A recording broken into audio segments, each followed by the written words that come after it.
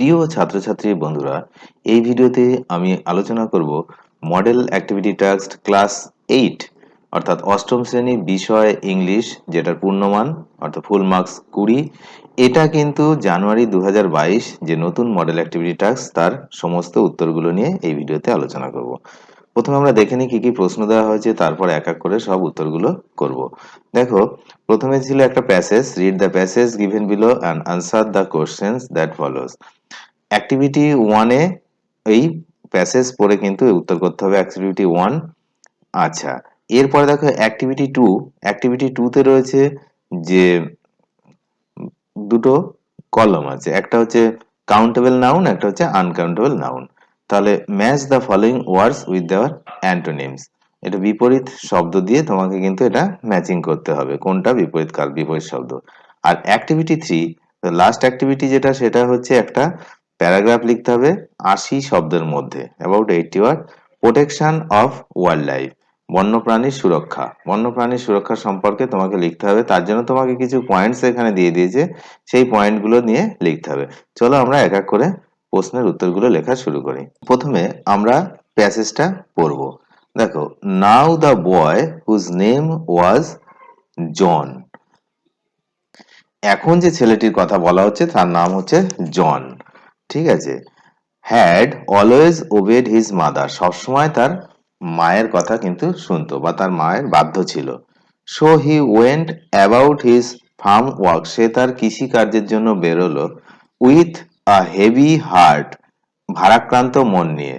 But কিন্তু did not again mention the sea, কিন্তু সমুদ্রের কথা সে মনে রাখলো না বা বলল না। ওয়ান ডে, একদিন, he had been walking behind the plug, একজন সে নাঙলের পেছনে হাঁটছিল আর কি, মানে নাঙল চাষ করছিল, তখন পেছনে হাঁটছিল। হি ওয়াল but ran over a teeny green turtle on a cord of dirt, সে ছুটে গেল একটা ছোট্ট সবুজ আস্তরণযুক্ত কচ্ছপের উপরে। আচ্ছা, he picked the turtle up, সে সেটাকে কিন্তু তুললো, and set it on his head, তার মাথার উপরে রাখলো। তার কারণ, হোয়ার হি নিউ, মানে সে জানতো, ইট উড বি সেভ, যেহেতু নাঙল চালাচ্ছিল তাহলে নাঙলে লাগলে কচ্ছপটাকে ক্ষতিগ্রস্ত হতে পারে, তাই সে সেটাকে তুলে নিয়ে তার মাথায় রাখলো। ঠিক আছে।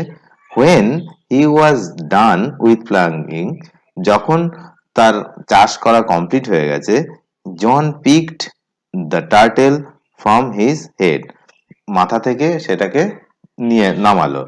ঠিক আছে। To his utter surprise, he found that it had turned into a teeny green fairy man. ও দেখলো, যখন হাতে নিল দেখলো, বিস্ময় হয়ে গেল ব্যাপারটা দেখে, যে কি না সেটা একটা সুন্দর পরীতে পরিণত হয়েছে।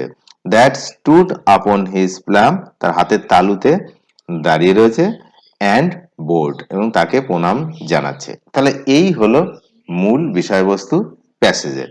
ঠিক আছে, চলো এবার আমরা উত্তর করতে শুরু করি। অ্যাক্টিভিটি অনে যে প্রশ্নগুলো ছিল সেখানে দেখো, অ্যাক্টিভিটি অনের প্রথম প্রশ্ন রয়েছে, জন ওয়াজ এনগেজড ইন ড্যাশ, মানে এতে হচ্ছে ডোমেস্টিক ওয়ার্ক, বিতে হচ্ছে মোটর ওয়ার্ক, আর সিতে হচ্ছে ফার্ম ওয়ার্ক। তাহলে জন কোন ওয়ার্ক করতো? জানো যে ফার্ম ওয়ার্ক, কৃষিকাজ। The tiny turtle was found on the plug clod of dirt, আর এইটা হবে, তাহলে বি হচ্ছে সঠিক উত্তর, কোল্ড অফ ডার্ট, এটা ছিল আমাদের ওখানে। ঠিক আছে, আশা করি এগুলো হয়ে গেল। এবার দেখো, বিতে বলেছিল রাইট টি অর ফলস, মানে ট্রু ফলস এই ব্র্যাকেট ঘরের মধ্যে লিখতে হবে, আর তার সাপোর্টিং স্টেটমেন্ট কেন সেটা সত্যি বা মিথ্যা সেটা তোমাকে এখানে লিখে দিতে হবে। চলো এইগুলো লিখে নিই। দেখো, প্রথমটা আছে, John had never obeyed his mother, সে তার মাকে মানত না, এটা কি সত্যি কথা? না, তাহলে এটা হবে ফলস, এটা হচ্ছে ফলস, এটা কিন্তু ফলস হলো। ঠিক আছে, তার মানে ব্র্যাকেটের মধ্যে বক্সের মধ্যে লিখবে ফলস, এবং সাপোর্টিং স্টেটমেন্ট কি লিখবে, যে John had John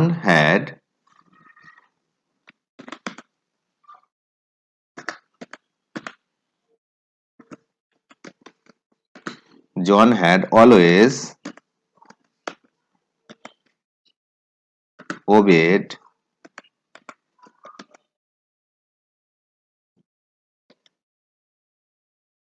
his mother. তাহলে এটাই হচ্ছে সাপোর্টিং স্টেটমেন্ট। মানে এখানে বলা হয়েছে যে জন তার মাকে কিন্তু সবসময় মানে, আর যেটা ছিল সেটা উল্টো ছিল। পরেরটা দেখো যে the little turtle that John found was green in colour. এটা কিন্তু ঠিক কথা, তাই তো? ছিল কেমন?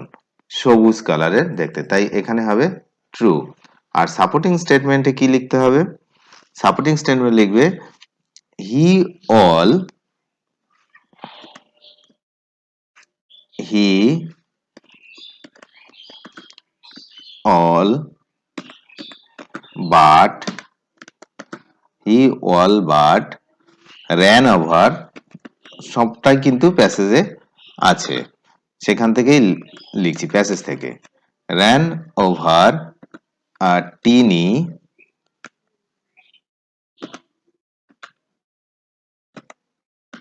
গ্রিন, এইভাবে তোমরা লিখে দেবে turtle, tiny green turtle on a clod of dirt, clod of dirt, যেটা প্যাসেজে আছে এটাই হচ্ছে এখানে লিখে দেবে। তারপরটা দেখো যে the turtle converted into a beautiful mermaid, এটা তো নয়, এটা হচ্ছে কিসে পরিণত হয়েছিল? ফেয়ারি। তাহলে এটা হবে তোমার ফলস, এটা হবে তোমার ফলস। ফলস লিখবে এখানে, আর এখানে লিখবে সাপোর্টিং যে স্টেটমেন্টটা সেটা লিখবে যে হি ফাউন্ড দ্যাট, কে না ওই জন, সেটা হচ্ছে he found that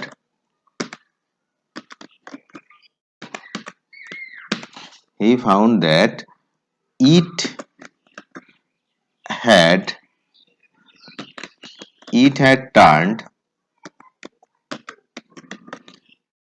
into a green green fairy man। তাহলে এইটা হবে হচ্ছে সঠিক স্টেটমেন্ট, মানে এর পেছনে যে সাপোর্টিং স্টেটমেন্ট সেটা হচ্ছে এটা। এবার আমরা অ্যাক্টিভিটি 2 তে যাব। যে অ্যাক্টিভিটি 2 তে ছিল দেখো match the following word with their antonyms. তাহলে প্রথমে ছিল টিনি, টিনি হচ্ছে ক্ষুদ্র বা অল্প, এটা হবে হিউজ, টিনিতে হবে হিউজ। তারপর আছে সেভ, সেভ হচ্ছে আনসেভ, তোমরা জানো। ওবে, ওবে হবে ডিজ ওবে। আর ফাইনালি হেভি, হেভি হচ্ছে লাইট, হেভি লাইট। দেখো আমি অন্য কালার দিয়ে দেখিয়ে দিয়েছি যে কোনটা কোথায় হবে, তোমরা ঠিক করে করে নেবে। এবার দেখো আমরা লাস্ট অ্যাক্টিভিটি অর্থাৎ অ্যাক্টিভিটি 3 এটা করব। অ্যাক্টিভিটি 3 তে দেখো write a paragraph in about 80 ওয়ার্ডস, 80 ওয়ার্ডে লিখতে হবে প্রোটেকশন অফ ওয়াইল্ড লাইফ, অর্থাৎ বন্যপ্রাণীর সুরক্ষা। তো এইটা নিয়ে চলো আমরা লিখে নিই। লেখা শুরু করো। হেডিং হচ্ছে প্রোটেকশন অফ ওয়াইল্ড লাইফ, যেটা তোমার ওখানে বলেছিল সেটাই হেডিং দেবে। তারপর লেখো wild life plays an important role in human and animal life. তাই তো, মানে বন্য যে ব্যাপারটা সেটা কিন্তু খুব গুরুত্বপূর্ণ ভূমিকা পালন করে মানুষ এবং অন্যান্য প্রাণীদের জীবনের জন্য। It is our duty to save and protect ইট, এটা কিন্তু আমাদের একটা দায়িত্বের মধ্যে পড়ে যে ওদেরকে সুরক্ষা করা। আচ্ছা, one this earth the wild life is equally important like human beings. আমাদের এই পৃথিবীতে এই যে বন্যপ্রাণ, এরা কিন্তু সমানভাবে গুরুত্বপূর্ণ মানুষের মতো। বাট আনফর্চুনেটলি, দুর্ভাগ্যবশত, the wild life on this earth is always in danger as we the human beings are destroying it regularly. খুবই খারাপ পজিশনের মধ্যে যাচ্ছে, তার কারণ আমরা রেগুলার প্রতিনিয়ত তাদেরকে কিন্তু ধ্বংস করছি। ঠিক আছে, তো তারপরে দেখো কেন করছি সেটা দেখো। Only to fulfil our personal need, আমাদের ব্যক্তিগত প্রয়োজনের জন্য আমরা এগুলো করে থাকি। জঙ্গল কেটে ঘর বানাই, এসব করে থাকি। মেনি অ্যানিম্যালস, প্রচুর জীবজন্তুর জন্তুর যারা, তারা are on the verge of due to the irresponsibility of man, মানে এরা কিন্তু প্রচুর বন্যপ্রাণী কিন্তু বিলুপ্ত হয়ে যাচ্ছে আমাদের ইরেসপন্সিবিলিটির জন্য, আমাদের দায়িত্বহীনতার জন্য। Trees are vanishing from the earth daily, প্রতিদিন কিন্তু গাছ কি হয়ে যাচ্ছে, ভ্যানিশ হয়ে বিলুপ্ত হয়ে যাচ্ছে। As a result of that, the ecosystem and the balance of nature is destroying, বাস্তুতন্ত্র আর হচ্ছে যে সমতা, প্রাকৃতিক সেটা কিন্তু নষ্ট হচ্ছে। ইন ইন্ডিয়া, তার লাস্ট টুকু লেখো, in India the growth of population has caused a lot of damage to the wild life. ভারতবর্ষে কি হয় যে এত বেশি জনগণ, যে সেই জনগণের জনসংখ্যা এত বেশি বৃদ্ধি পাচ্ছে, তার জন্য সেই কারণে কিন্তু অনেক বেশি আমাদের ওয়াইল্ড লাইফ নষ্ট হচ্ছে, ড্যামেজ হচ্ছে। Though we have wild life conservation law in the country, আমাদের যদিও এই যে বন্যপ্রাণ সংরক্ষণ আইন রয়েছে বিভিন্ন রকম, it has not reduce the destruction of wild life as expected, তবুও কিন্তু এটা আমাদের এই ধ্বংসের হাত থেকে সেই অতটা কিন্তু রেহাই করতে পারছে না। People need to feel the importance of wild life and try to protect it from being destroyed, মানুষের কিন্তু সচেতন হতে হবে, তাদেরকে এটাকে এর যে গুরুত্ব সেটা বুঝতে হবে এবং তাদেরকে সুরক্ষা দিতে হবে যাতে তারা নষ্ট না হয়। অনেক ধন্যবাদ ভিডিওটি শেষ পর্যন্ত দেখার জন্য। চ্যানেলে নতুন হলে অবশ্যই চ্যানেলটিকে সাবস্ক্রাইব করে নিও।